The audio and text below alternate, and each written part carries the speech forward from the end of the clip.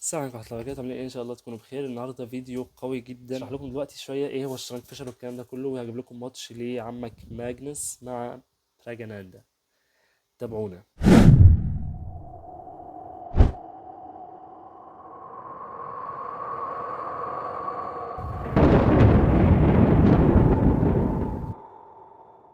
طيب يا صديقي، اول حاجه لازم نفهم ايه هو تشيس 960. لو انت مش عارفه، ده اسمه شطرنج فيشر او الشطرنج العشوائي. عمك بوبي فيشر اخترعه. هتقول لي مين بوبي فيشر؟ لا، انت كده في الضياع خالص، كده ما سمعتش الشطرنج قبل كده.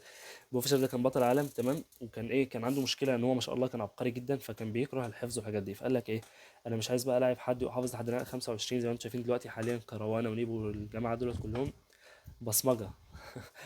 كروانه طبعا ما شاء الله عليه عبقري يعني في الحفظ ما شاء الله، ونيبو برضه نفس الحوار. في غيرهم طبعا كتير جدا بيبصمجوا لاينات. فقال لك ايه، مش بس بيبصمجوا، بيبقوا فاهمين طبعا عشان يوصل مستوى زي ما فاهم. قال لك انا اخترع شطرنج عشوائي. عشوائي؟ طب ايه قوانينك يا فيشر الشطرنج ده؟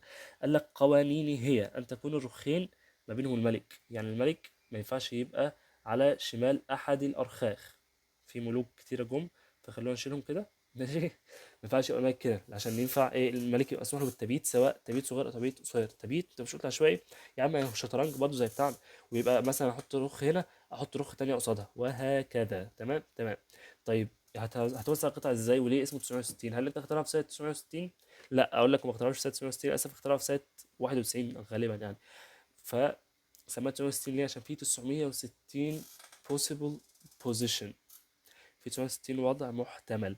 قال لك ايه، اول حاجه ناخد الفيله كده. الفيله انت عارف ان الفيل في واحد فيهم بيبقى ابيض وفي واحد فيهم بيبقى ايه، اسود، تمام. فالفيل الاسود يتحط على احدى هذه المربعات، والابيض على احدى هذه المربعات بشكل عشوائي 100%. نفترض ان احنا حطيناهم هنا وهنا. كان عندك اربع احتمالات للفيل الابيض واربع احتمالات للفيل الاسود. احسبهم كده 4 في 4 بكام؟ خليك معانا بقى لان ده ايه، تباديل والحاجات ديت والاحتمالات والشغل ده بتاع الرياضه. لو انت علم علوم زي حالاتي مش مهم، اسكيب الحته دي خالص. بس افهم يا عم، افهم والله كلام مفيد يعني.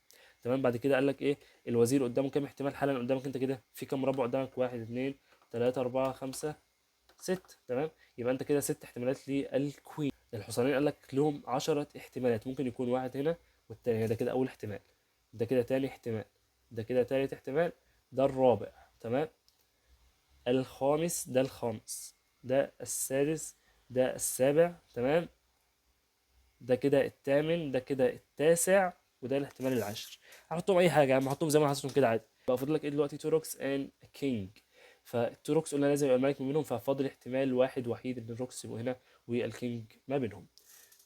طبعا الاوبوننت بتاعك هيبقى نفس الترتيب بتاعك بالظبط. فانت كده هتحضر ايه؟ تحضر 960 بوزيشن. الوزير ده كان ممكن يبقى في كام احتمال؟ قلنا كان قدامك ست احتمالات تحط فيه الوزير، كان قدامك 10 احتمالات تحط فيهم الحصان، كان قدامك احتمال واحد للروكس. تمام. فجرب كده تضرب، اعمل عمليه حسابيه كده. اضرب ايه 10 في، اول حاجه خلينا نبدا من الاول، البيشوبس 4 في 4، تمام، في 6 للكوين، تمام، 4 في 4 في 6 في 10. شوف هيطلع معاك كام كده. 4 في 4 ب 16، 16 في 6 ب 60 و6 96، كده 96 في 10 ب 960. فانت عندك 960 احتمال للرقعه.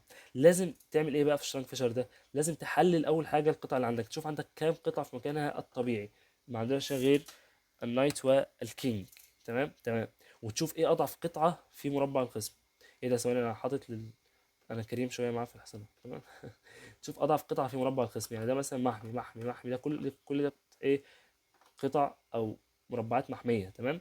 عندك المربع ده غير محمي، فانت تبقى عارف ان المربع ده هدف ليك. ده غير محمي، دهوت محمي فقط بالكينج، فدوت برضه يبقى هدف ليك. مثلا تحاول تضغط على مربع زي ده بايه، بنايت في نايت. تمام. تقول لو انت بيت مثلا في المستقبل، لو انت طلعت من نايت كده وبيت، طبعا فيها تبييت قصير تبييت طويل، تمام، هيبقى البدع ده ببلاش، فهيكون معاك من التبييت، وهكذا تبدا تضغط على المربعات او على البادئ الضعيفه. تمام تمام. تعالوا معانا بقى نشوف ايه جيم لعمك كارلسن مع براجاناندا، كانت في بطوله فري ستايل تشيس. ان شاء الله كده تكون الرقعه واضحه معاكم. تمام. تعالوا نحلل البوزيشن. اول حاجه عندنا البيشوب في مكانه، الروك في مكانها، الروك في مكانها، ايه تاني، الناين ده في مكانه. يبقى عندي اربع قطع في مكانهم واربعه في غير مكانهم.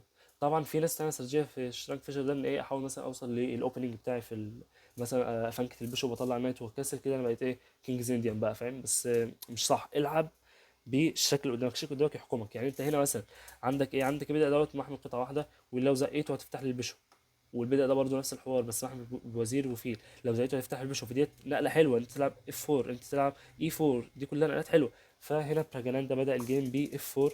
كارلسن قال له اف 5، انا كمان انت هتلعب اف 4 يعني هتفتح البيشوب، هفتحه انا كمان. قال له طب يا عم يلا هلعب جي 3. الفكره عايز اطلع بالبيشوب من هنا كده، البيشوب ده احطه هنا تمام. قال له عايز تحط هنا يعني عشان الرخ كده وبتاع، وتطلع البيشوب بتاعك وتطلع النايت وتطلع الكوين وتبيت قصير. للاسف ده تبقيت قصير. يبقى الملك هنا، الملك كده كده بيبقى عكس لونه، يعني الملك ابيض على الاسود، فيبقى الملك هنا على مربع ال F1 تمام، والروك هتبقى على او على الجي 1 اسف، والروك على الاف 1 تمام تمام. بس لازم يكون مفضي كل القطع من الملك والروك عشان تعرف تعمل كاسلينج تمام. طبعا الجيم ده كان بليدز، فهم اصلا بيلعبوا بالسليقه، يعني انا حاسس ان عادي صح يلا العبها، بس بدهم 10 دقايق قبل الماتش كده يقعدوا يحللوا البوزيشن ويفكروا يلعبوا ايه. فقال له هات الروك بتاعتك، فقال له يا عم انا هطلع بالنايت، قال له ماشي هاكل واعمل لك دبل بون. قال له قشطه.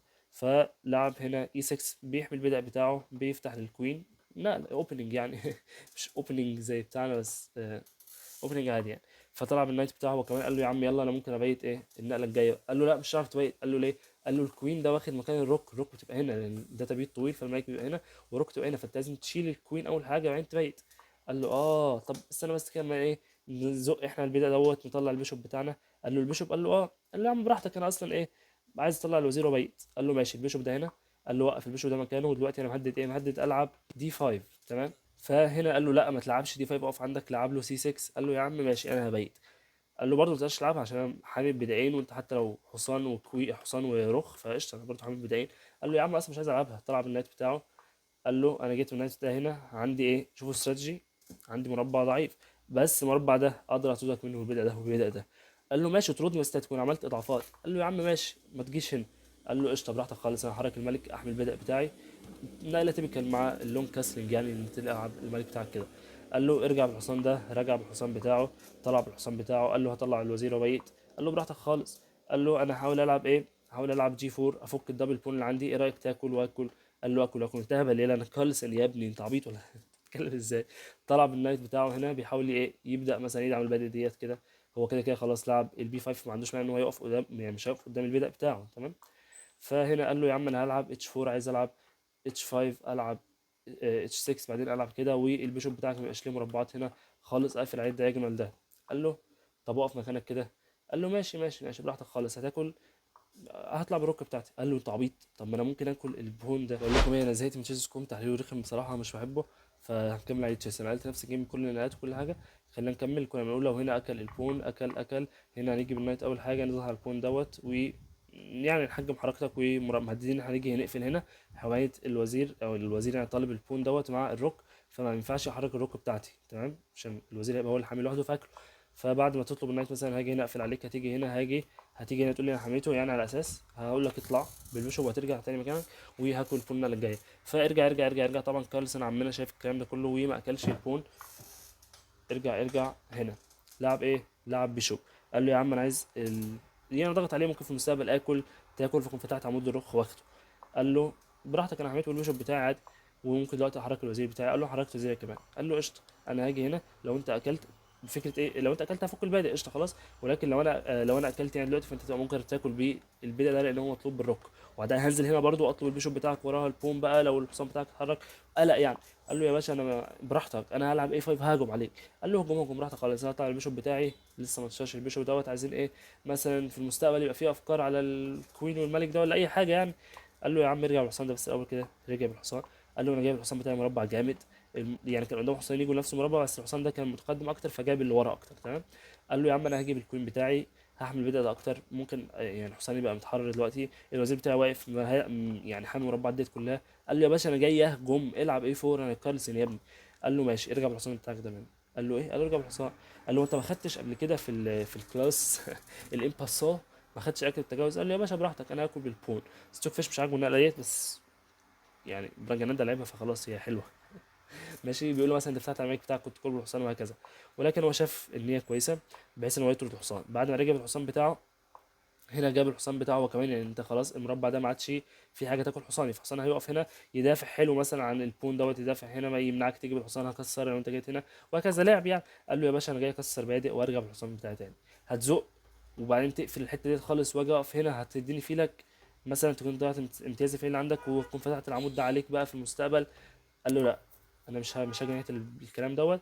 قال له كنت طالب البدء بتاعك بالبون والنايت، انا حميته عشان لما تاكل اكل. جاب الملك في وش، جاب الرخ في وش الملك، قال له انا عايز ايه؟ عايز اكشف عليك. قال له يا باشا انا مش تعبان. في واحد قال لي قبل كده القلشه دي مش عارفها، فقلتها تاني يعني. اول ما قلتها قام جاي مصور لي سكرين، انا طلعت من الفيديو. فاطلع يا اسامه عادي، مش مش حوار يعني. هنا جاب الملك بتاعه تمام، اكل بون تيكس بون، اكل البيشوب، نايت تيكس بيشوب، كوين تيكس. وهنا انا مشغل الانجن كل ده، مش قصدي والله، يا ريت ما اكونش يعني، كان مزهق. وهنا قام جاي طالع بالنايت بتاعه. ايه الفكره من النايت ديت؟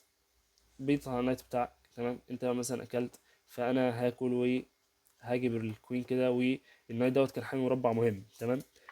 فبعد تيكس قال له يا عم انا مش مهتم بالبادئ، انت هبل البادئ، انت عايزني بقى اكل بالبدء دوت وتنزل لي بالروك في ستة بقى والكلام ده؟ لا لا لا، انا هاجي بالكوين بتاعي. انا مهدد ايه؟ انا مهدد تشيك ميت في واحد. قال له يا باشا انا رجعت بالبيشوب والروك حامياها، الروك بتاعتي حاططها على الصف التاني، عشان كده انا برضو ايه، راجل مبدع وبتاع. طبعا هنا كان عنده نقله الابيض، ارجع ارجع. بدل بونتكس العبيطه ديت، كان عنده، ارجع، كان عنده كوين تشيك. طبعا هنا لو غطيت بالكوين بتاعك مش هينفع تاكل. ليه مش هينفع تاكل؟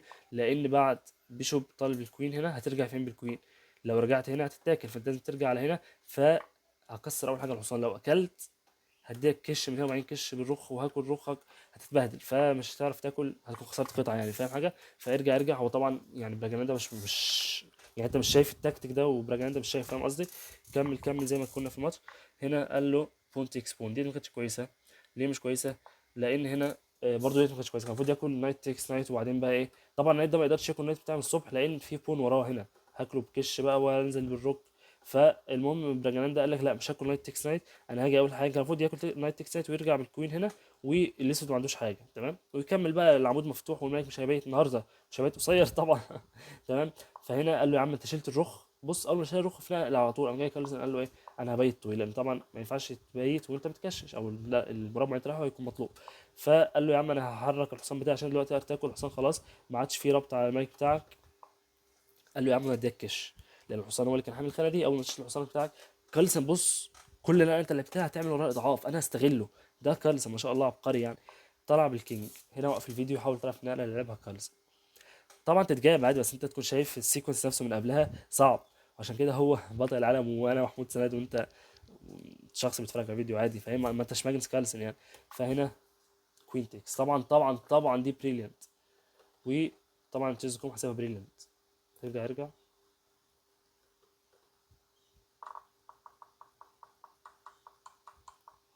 هنا تشيز كوم حاسب بريليانت، عشان تشيز مش بيبين البريليانس والحاجات دي تمام. فالفكره ان طبعا لما تاكل بالكينج بتاعك، انا عندي دوبل هنا تمام.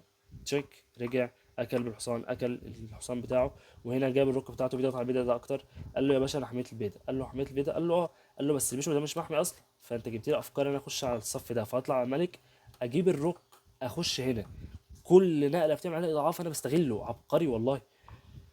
قال له يا عم انا هطلع بالملك بتاعي، انا كمان الملك بتاعي متاخر ممكن يخش اند جيم، فانا هسنتر الملك بتاعي، هحمل بادئ وهكذا. قال له يا باشا انا هاجي هنا اطلب اربط الفيل بتاعك مع الملك، هتحميه ازاي؟ مش هيتحمي الرخ ما تجيش تحميه، الحصان ما يجيش. قال له انا هطلع الملك، هتيجي بالرك، هرجع بالرخ بتاعتي احميه. قال له ماشي، انا هاجي هنا بالرخ. قال له عايز ايه؟ قال له اه يعني ممكن ازوق البيدق ده، ازوق البيدق ده وانت حركت حصانك، يعني بلعب لعب عادي. قال له لعب عادي؟ اه خلاص يا عم، وانا هلعب الحصان بتاعي عادي برضه، عشان الحصان البيدق ده ما يتزقش، ولو زقيت البيدق دوت هاكل ببيدق الاف 4. قال له لا انا مش هزق البيدق. قال له امال هتعمل ايه؟ قال له خد نقله بريليانت تانية، بيشوب تيكس. الفكره ايه بيشوب تيكس؟ الفكره لو انت اكلت بالبيشوب طبعا، بيشوب تيكس، روك تيكس، لازم تاكل الملك، هتقوم جاي ايه واكل الروك بتاعتك، فيبقى معايا رخ قصاد حصان، والبدا ده ضعيف والبدا ده في ثلاثة خلاص بيترقى، فالوضع ده خساره. فهنا انا طالب ايه؟ انا طالب اكل الحصان بتاعك بتشيك كشف على الملك بتاعك حتى لو مش تعبان يا اسامه. فرجع الحصان تمام. قال له عشان لو كشفت عليا ما تجيش هنا، عايز تاكل البيشوب كل براحتك، هو كده كده اصلا هيتاكل. قال له لا مش عايز اكل البيشوب. قال له ما انت عايز ايه؟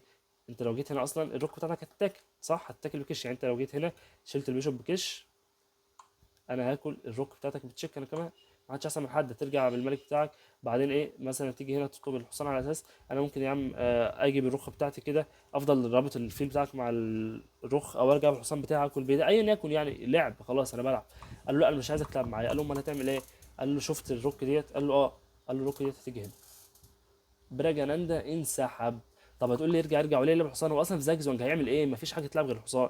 الرخ ديت لو اتحركت في اي مكان البوشو هيتاكل ببلاش، واصلا اكشف عليك بكش، ما عندكش غير حصان تلعبه. يعني النقله ديت مش غلط، هو الغلط من قبلها ان انت خدت، ما شفتش البريليانس دي اصلا، فاهم؟ الغلط من قبلهم اصلا طول الجيم منفوخ ما شاء الله. يعني كالسن مستوى خرافي في الفري ستايل تشيس. ده كان فيديو النهارده، اتمنى ان انت استفدت. ولو معلومه جديده في الفيديو عن تشيس 960 وفيشر والحوارات ديت كلها، ان شاء الله الجيم يكون عجبك، التحليل يكون عجبك. حط لايك، اشترك في القناه لو المحتوى عجبك ومهتم عشان استمر في القناه. شجع المحتوى، شيره لصديقك الشطرنجي. اتمنى اكون طولت عليك. سلام.